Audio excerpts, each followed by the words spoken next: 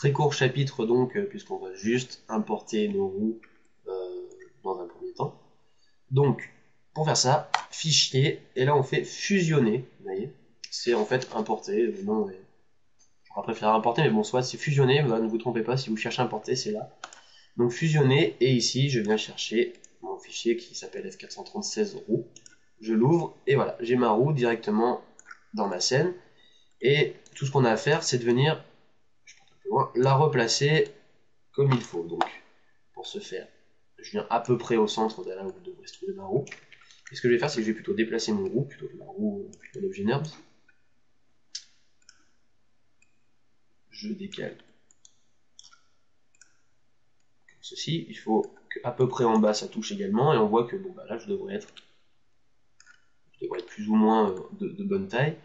Et ce qui se passe, c'est qu'on peut voir ici sur les plans notre pneu. On voit qu'en termes de largeur, on est plutôt pas mal. On a vraiment bien suivi le truc. On voit que c'est un petit peu plus large sur le plan.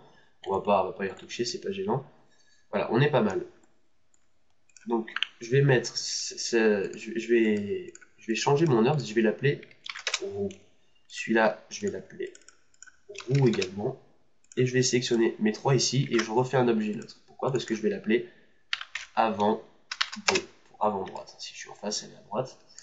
Donc avant droite. Je vais décocher le NURBS ici pour pouvoir travailler un peu plus tranquillement. Je vais mettre mon matériau ici, gris qu'on avait sur la ferraille, je vais le mettre aussi sur la roue, pour que ça marche mieux.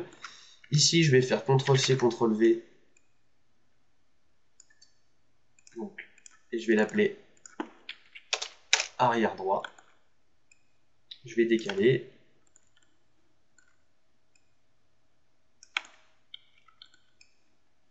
Voilà. Pour celui de l'arrière, on peut faire une symétrie. Donc je vais mettre une symétrie puisque les roues sont fixes, ça ne tourne pas. Je vais appeler AR, tout simplement pour arrière. Voilà. Dans cet axe pour que ça vienne ici. Et puis en revanche, pour mon objet avant, puisque les deux, vous voyez que si je me mets en mode rotation, je peux faire tourner ma roue. Si je fais une symétrie, ça va être l'inverse de cette rotation, ça va être vraiment bizarre, on se demande comment ça peut rouler. Donc on gérera ça indépendamment quand on fera un rendu. Donc il faut qu'on ait une copie. Donc je fais CTRL-C, CTRL-V, et là je l'appelle avant gauche. Et donc là c'est pas compliqué, la valeur Z que j'ai ici, j'enlève le moins, je me retrouve de l'autre côté, et normalement en rotation je fais 180, et je me retrouve avec la roue parfaite. En revanche, ce que je vais faire, c'est qu'en mode ici, objet, je vais remettre 180, je vais mettre 0. Comme ça, si je fais une rotation, admettons de 30 de l'autre côté, je marquerai 30 ici, et j'aurai pas à faire un calcul sur 80 moins 30 ou quoi. Un peu embêtant.